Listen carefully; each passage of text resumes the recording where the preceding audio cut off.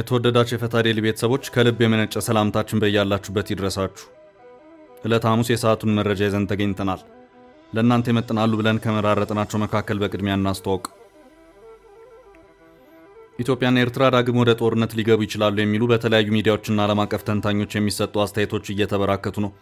ሰፋ ያሉ ትንታኔዎችን በመስጠት የሚታወቀው ፎሬን ፖሊሲ በቅርቡ አንድ ጽሑፍ ያስነበበ ሲሆን በተመሳሳይ መልኩም በብሪክስ አባል ሀገራት ላይ ትኩረቱን አድርጎ መረጃዎችን የሚያሰራጨው IOL ድረገጽም ተመሳሳይ ስጋት ትንታኔውን አስቀምጧል። ጥንቅራችንም ይህንኑ በሁለት ተንታኞች የተሰጠውን ትንታኔ ተመልክቶታል።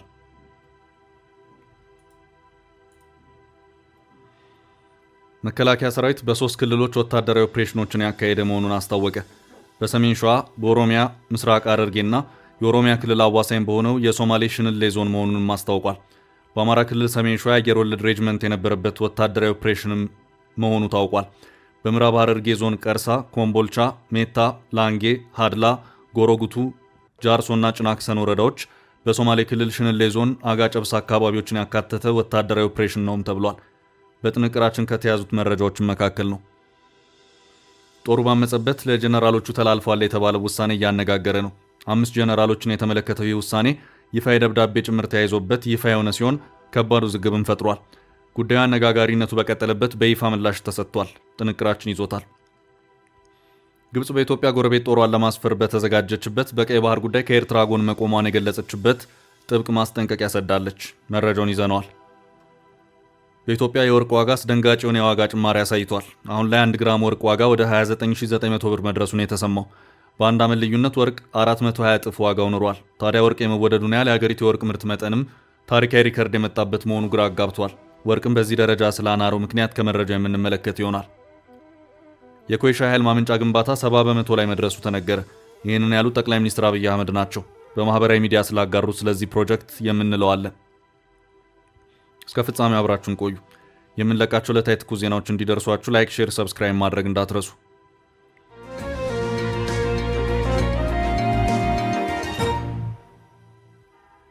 በ3 ክልሎች የተካሄደ ወታደራዊ ኦፕሬሽን። መከላከያ ከሰሞኑ በምስራቅ ሐረርጌ፣ በሶማሌ ክልል እንደዚሁም በሰሜን ሸዋ ሰፊ ወታደራዊ ኦፕሬሽኖችን አካሄጃለሁ ሲል አስታወቀ። ወታደራዊ ኦፕሬሽኑ ሸኔና ጽንፈኛ ሲል በጠራቸው ኃይሎች ላይ የተካሄደ መሆኑን አስታውቆ በ3 ክልሎች ማለትም በኦሮሚያ፣ አማራና በኦሮሚያ አዋሳኝ በሆነ የሶማሌ ሽንሌ ዞን የተካሄደ ወታደራዊ ኦፕሬሽን መሆኑንም አስታውቋል። መከላከያ በዚህ ወታደራዊ ኦፕሬሽኑም በምስራቅ ሐረርጌ፣ በሶማሌ ክልል ሽንሌ ዞኖች እንዲሁም በሰሜን ሸዋ ጽንፈኛ ባላቸው ኃይሎች ላይ እርምጃ ወስጃለሁ ሲል አስታውቋል። በዚሁ መረጃውም በሰሜን ሸዋ ዞን ሚዳ ወረሞ ሬማ ንዑስ ወረዳ ላይ የአየር ወለድ ሬጅመንት ውጊያ በማድረግ በአካባቢው ሲንቀሳቀሱ የነበሩ ኃይሎችን ደምስሻለሁ ሲልም አስታውቋል። የሸኔ ኃይል በድሬዳዋ፣ በምስራቅ ሐረርጌ ዞንና በሶማሌ ክልል ሽንሌ ዞን አዋሳኝ ቀጠናዎች ሲንቀሳቀስ ነበር ተብሏል። በዚሁ ከታጣቂዎቹ ጋር በተካሄደ ውጊያ ምስራቅ እዝ እንደዚሁም የምስራቅ ኢትዮጵያ አጎራባች ክልል የጸጥታ ኃይሎች ተሳትፈዋል ተብሏል። በምስራቅ ሐረርጌ ዞን ቀርሳ፣ ኮምቦልቻ፣ ሜታ፣ ላንጌ፣ ሀድላ፣ ጎሮጉቱ፣ ጃርሶና ጭናክሰን ወረዳዎች፣ በሶማሌ ክልል ሽንሌ ዞን አጋጨብሳ የጅቡቲ ዋና መንገድ፣ በድሬዳዋ ከተማ አስተዳደር ብዩ አዋሌ ክላስተር አያነ ጉንጉን ቁጥር 2 እንዲሁም ጀልዴሳ ቀላአድ ክላስተር በተባሉ አካባቢዎች በተደረገ አሰሳና በተወሰደ እርምጃ 15 የሸኔ አባላት ተደምስሰዋል ሲልም ይኸው የመከላከያ መረጃ አመላክቷል። በሰሜን ሸዋም ተመሳሳይ ወታደራዊ ኦፕሬሽን የተካሄደ መሆኑን አስታውቋል።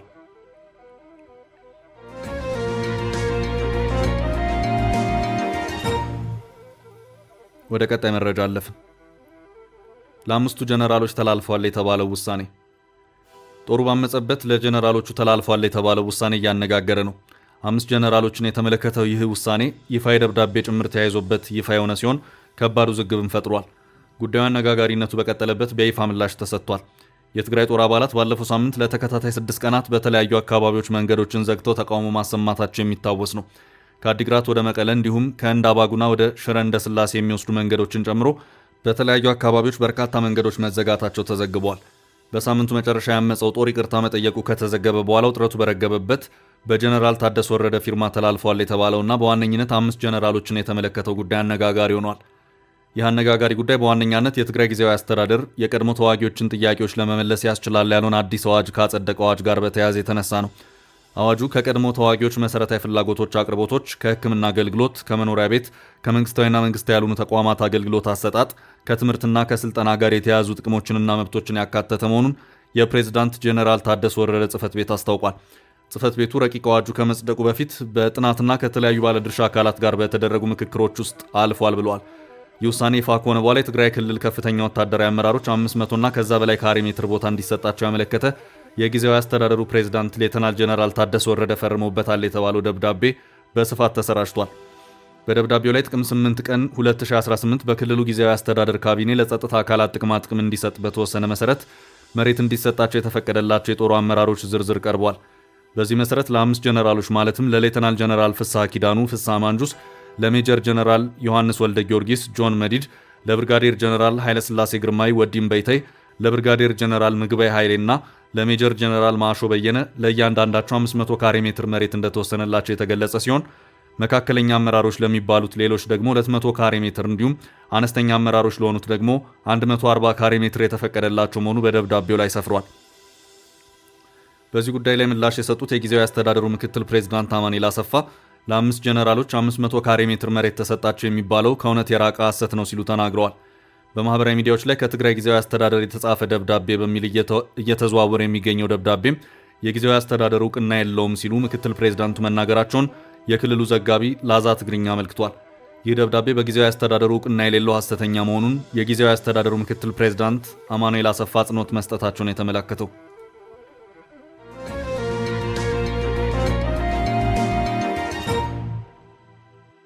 በቀጣይ ርዕሳችን የኢትዮ ኤርትራ ውጥረት ዓለም አቀፍ ትኩረትን ስቧል። ኢትዮጵያና ኤርትራ ዳግም ወደ ጦርነት ሊገቡ ይችላሉ የሚሉ በተለያዩ ሚዲያዎችና ዓለም አቀፍ ተንታኞች የሚሰጡ አስተያየቶች እየተበራከቱ ነው። ዘ ሪስክ ኦፍ ኤን ኢትዮጵያ ኤርትራን ዋር ኢዝ ግሮዊንግ በሚል ርዕስ እውቁ ፎሬን ፖሊሲ ሰፋ ያለ ትንታኔ ያስነበበ ሲሆን በተመሳሳይ መልኩም በብሪክስ አባል ሀገራት ላይ ትኩረቱን አድርጎ መረጃዎችን የሚሰጠውና ትንታኔዎችን የሚያስነብበው IOL ድረገጽም ኢትዮጵያና ኤርትራ ዳግም ወደ ጦርነት ሊገቡ ይችላሉ በማለት ሰፋ ያለ ትንታኔውን ያስነበበበት ሁኔታ ታይቷል። ኢትዮጵያስ ኤስኬሌቲንግ ቴንሽንስ ዊዝ ኤሪትሪያ በሚል ርዕስ የተነበበው ይኸው ሰፋ ያለ አተታ ሁለቱ ሀገራት ከከባድ የድንበር ጦርነትና ከበርካታ ዓመታት የፖለቲካ ኩርፊያ በኋላ ጠቅላይ ሚኒስትር አብይ አህመድ ስልጣን ሲይዙ ሰላም ያወረዱ መሆኑን በትውስታ አሳይቷል። በድረገጹ ሰፋ ያለ ትንታኔዎቻቸውን ያስነበቡት የቀድሞ የብሪክስ ቢዝነስ ካውንስል ሊቀመንበርና የብሪክስ የሚዲያ ፎረም አባል የሆኑት ዶክተር አኪባል ሱርቬ እንዲሁም ከብሪክስ ኮንሰልቲንግ ግሩፕ ደግሞ ሴሶና ማድሎኮቫና ናቸው። ተንታኞቹ የሁለቱን ሀገራት ወደ ጦርነት መግባት ጫፍ ላይ መድረስ አመላካች ናቸው ያሏቸውን ነጥቦች አንስተዋል። ከሚዲያው ምልልስ ጀምሮ ወደ ድንበር አካባቢዎች ጦር ማጓጓዝን ጭምር ያካተተ ሆኖም ይታያል ብለዋል። ሁለቱ ሀገራት ከዓመታት ጦርነትና የፖለቲካ ኩርፊያ በኋላ ጠቅላይ ሚኒስትር አብይ አህመድ ስልጣን እንደያዙ ሰላም ማውረዳቸውን ያተተው ትንታኔው በዚህም ጠቅላይ ሚኒስትር አብይ አህመድ የሰላም ኖቤል ተሸላሚ መሆናቸውን አስታውሷል። ሆኖም አሁን ባለው ሁኔታ ሁለቱ ሀገራት ወደ ሌላ አዲስ ጦርነት የሚገቡበት ጫፍ ላይ ደርሰዋል ሲልም ትንታኔው አመላክቷል። እንደ አውሮፓውያን አቆጣጠር ኤርትራን ከኢትዮጵያ ተገንጥሎ ሀገር መሆኑን ተከትሎ ኢትዮጵያ ከባህር በር ውጭ ሆናለች ያለው ይኸው የIOL ትንተና አሁን ለሁለቱ ሀገራት ውጥረት መንስኤውም ኢትዮጵያ በቀይ ባህር በኩል የባህር በር መውጫን በመፈለጓ ነው ብሏል። IOL በሁለት ዓመታቱ የትግራይ ጦርነት የኤርትራ ጦር ከኢትዮጵያ የፌዴራል ጦር ጎን በመሰለፍ ተዋግቷል ያለ ሲሆን ሆኖም የፕሪቶሪያው ስምምነት ሲፈረም ኤርትራ ከዚሁ ስምምነት ውጭ እንድትሆን መደረጓ እንደ ተከዳች አድርጋ እንድትቆጥር አድርጓታል። የሁለቱ ሀገራት ዳግም ቁርሾ አንድ ብሎ የጀመረውም እዚቹ ነጥብ ላይ ነው ሲልም አስታውቋል። ነገሮች በፍጥነት ሌላ መልክ ይዘው ኤርትራ ከህወሓት ጋር ሚስጥራዊ ጥምረትን ፈጥራለች በማለት የኢትዮጵያ መንግስት ክስ እያሰማ ነው ሲሉም ተንታኞቹ በዚሁ ሰፋ ባለው ትንታኔያቸው አስታውቀዋል። ኤርትራ ከዚህ ባለፈም በአማራ ክልል የሚንቀሳቀሱ ታጣቂዎችን ሳይቀር ታግዛለች በማለት በኢትዮጵያ መንግስት በኩል ክስ እየቀረበባት ይገኛል ሲልም አክሏል። ከዚህ ባለፈም በሁለቱም ሀገራት በኩል ጦርንና የጦር መሳሪያዎችን ወደ ድንበሮቻቸው አካባቢ የማስጠጋት ሁኔታዎችም እየተስተዋሉ መሆኑን የሳተላይት ምስሎች እያመላከቱ ነው ሲልም አስታውቋል።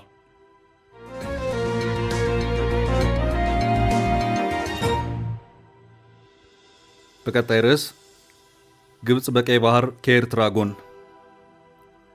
ግብጽ በኢትዮጵያ ጎረቤት ጦሯን ለማስፈር በተዘጋጀችበት በቀይ ባህር ጉዳይ ከኤርትራ ጎን መቆሟን የገለጸችበትን ጥብቅ ማስጠንቀቂያ ሰዳለች። የግብጽ ጦር ወደ ሶማሊያ ለመሰማራት እቅዱን እያጠናቀቀ መሆኑ በተገለጸበት በቀይ ባህር ጉዳይ ጥብቅ ማሳሰቢያ መተላለፉን አረብ ዊክሊ ዘግቧል። የግብጽ የውጭ ጉዳይ ሚኒስትር ባድር አብድላቴ የቀይ ባህርን ጉዳዮች የማስተዳደር መብት በዳርቻው ላይ ለሚገኙ ሀገራት ብቻ የተወሰነ መሆኑን አጽንኦት ሰጥተው ተናግረዋል። ይህ የግብጽ ማሳሰቢያ በኢትዮጵያና በኤርትራ መካከል ውጥረት በታየበትና ወታደራዊ ግጭት ሊፈጠር ይችላል የሚል ስጋት በነገሰበት ወቅት የተላለፈ ነው። እንደ ዘገባው የሚኒስትሩ መግለጫ በዋናነት ኢትዮጵያን ኢላማ ያደረገ ሲሆን ኢትዮጵያ የታላቁን የህዳሴ ግድብ ግንባታ ማጠናቀቋን ተከትሎ የባህር በር ፍላጎቷን ለማሳካት እንቅስቃሴ በጀመረችበት ወቅት የመጣ ነው። የግብጽ የውጭ ጉዳይ ሚኒስትር ባድር አብድላቲ ይህን የተናገሩት እሁድ ዕለት በተካሄደው 5ኛው የአስዋን የሰላምና ልማት ፎረም ላይ ነው። በውይይቱ ላይ ሶማሊያ፣ የሱዳንና የሳውዲ አረቢያ ከፍተኛ ባለስልጣናት እንዲሁም የአውሮፓ ህብረትና የዓለም ባንክ ተወካዮች ተገኝተዋል። የቀይ ባህር አስተዳደር ጉዳይ የባህር ዳርቻ ባለቤት የሆኑ ሀገራት የመጀመሪያና ብቸኛ ጉዳይ ነው ያሉት ሚኒስትሩ የቀጠናውን ደህንነት፣ መረጋጋትና የሀብት ዘላቂነት የማስጠበቅ ኃላፊነት ያለባቸው እነሱ ናቸው ሲሉ አሳስበዋል።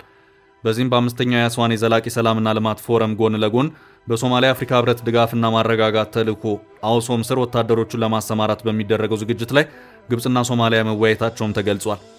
የግብጽ መንግስት ወታደሮቹን ወደ ሶማሊያ ለማሰማራት እቅዱን እያጠናቀቀ ባለበት የአገሪቱ የውጭ ጉዳይ ሚኒስትር ባድር አብድላቲ ከሶማሊያ አቻቸው አብዱሰላም አብዲ አሊ ጋር መክረዋል ተብሏል። ባድር በሶማሊያና በአፍሪካ ቀንድ ዙሪያ ጸጥታና መረጋጋትን ለማጠናከር የሚደረገውን ጥረት ለመደገፍ ካይሮ ቁርጠኛ ናት ብለዋል። ግብጽ ወታደሮቿን ወደ ሶማሊያ ለማሰማራት ያቀረበችው ጥያቄ ተቀባይነት ያገኘው ከጥቂት ወራት በፊት መሆኑ ይታወሳል።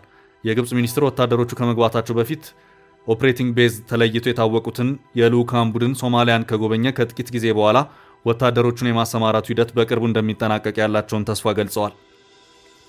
ግብጽ በኢትዮጵያ ጎረቤት ጦሯን ለማስፈር በተዘጋጀችበት የቀይ ባህር አስተዳደር ጉዳይ የባህር ዳርቻ ባለቤት የሆኑ ሀገራት የመጀመሪያና ብቸኛ ጉዳይ ነው ስትል አሳስባለች።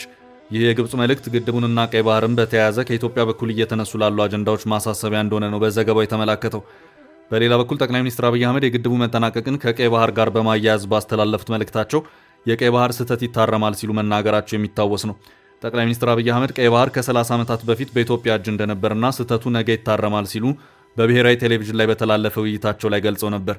ጠቅላይ ሚኒስትር አብይ የታላቁ ህዳሴ ግድብ መጠናቀቅን አስመልክቶ ከማህበራዊ ጉዳይ አማካሪያቸው ጋር ባደረጉት ውይይት ላይ እንደተናገሩት በቀይ ባህር ላይ የተፈጸመው ስህተት እንደሚታረም አመልክተዋል። ቀይ ባህር የዛሬ 30 ዓመት እኛ እጅ ነበር። ቀይ ባህር የዛሬ 30 ዓመት የትላንት ታሪክ ነው። የተፈጠረው ስህተት ትላንትና ነው፣ ነገ ይታረማል፣ ብዙ ከባድ አይደለም ሲሉ ጠቅላይ ሚኒስትሩ አጽንኦት ሰጥተዋል።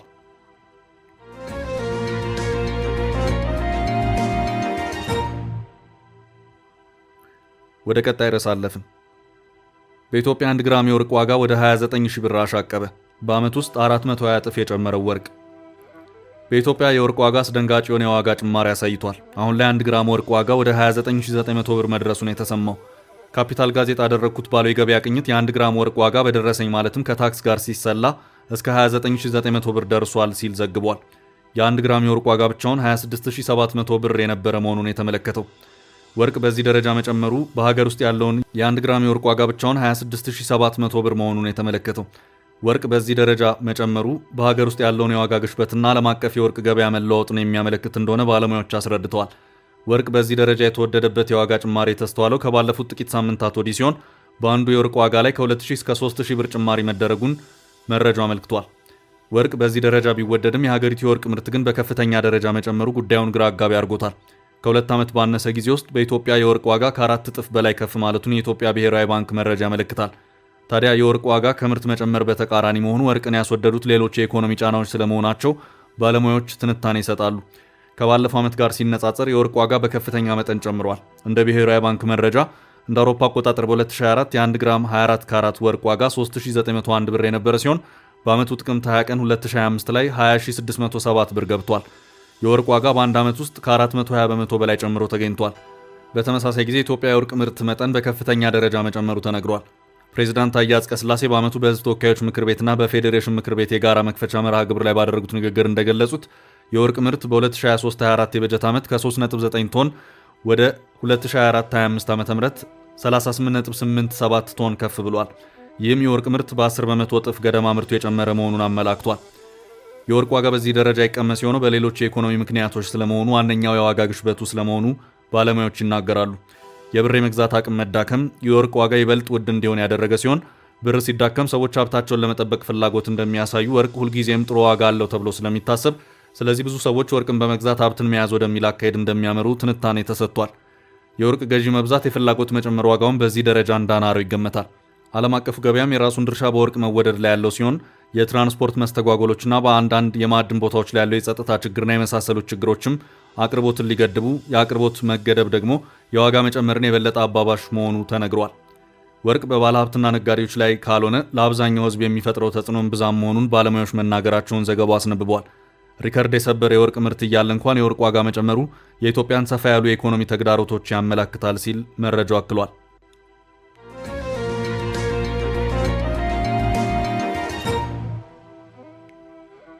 በቀጣይ ርዕሳችን ኮይሻ ግድብ ግንባታ 70 በመቶ ደረሰ።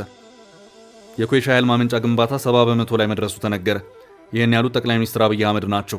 ጠቅላዩ በማህበራዊ ሚዲያ ይፋዊ ገጻቸው ባሰፈሩት መልእክት ነው የግድቡ ግንባታ 70 በመቶ መድረሱን የገለጹት። ጠቅላይ ሚኒስትሩ ወደ ስልጣን በመጡበት ዓመት በመቶ ቀናት የሥራ ክንውናቸው የኮይሻ ግድብን መጎብኘታቸውን አስታውሰው ከዛ መልስ ግድቡ በእጅጉ ግንባታው መፋጠኑን፣ አሁን የደረሰበት የ128 ሜትር ርዝመት ከፍተኛ እድገት መሆኑን ገልጸዋል። 1800 ሜጋዋት እንዲያመነጭ እየተገነባ ያለው የኮይሻ ግድብ በደቡብ ምዕራብ ክልል የሚገኝ ሲሆን በኦሞ ወንዝ ላይ እየተገነባ ያለው ግድብ በዓመት 6460 ጊጋዋት እንዲያመነጭ ይጠበቃል። የግድቡ አጠቃላይ ግዝፈት 201 ሜትር ሲሆን ወደ ጎን 1 ኪሎ ሜትር የሚረዝም ነው። በኢትዮጵያ ታሪክ በግዝፈታቸው ትልቅ ከሆኑ ፕሮጀክቶች መካከል የሚመደብ ነው። ጠቅላይ ግድቡን መርታ ከሀገሪቱ ኃይል ፍላጎት እድገት ጋር አስተሳስረው ገልጸውታል። ግድቡን በኢትዮጵያ ኤሌክትሪክ ኃይል ኢኢፒ የሚመራ ሲሆን ግንባታውን የሚከውነው የጣሊያኑ ካምፓኒ ሳሊኒ ወይም በአሁኑ ስሙ ዊቢልድ ግሩፕ ነው። ግድቡ $2.5 ቢሊዮን ኢንቨስትመንት የሚጠይቅ ሲሆን ለቀጣይ ግንባታ ምዕራፉ የ$950 ሚሊዮን የፋይናንስ ድጋፍ የሚፈልግ ነው። ይህ ወጪ ከዋሽንግተን የሚገኝ ስለመሆኑ ይነገራል። ኮይሻ ሲጠናቀቅ በሀገሪቱ ከህዳሴ ግድብ ቀጥሎ ሁለተኛ ግዙፍ ግድብ ይሆናል። ውሃ የመያዝ አቅሙ 9 ቢሊዮን ኪዩቢክ ሜትር ነው። ግድቡ በተባለለት ጊዜ ይጠናቀቃል ሲሉ ጠቅላዩ ያላቸውን መተማመን በመልእክታቸው ገልጸዋል።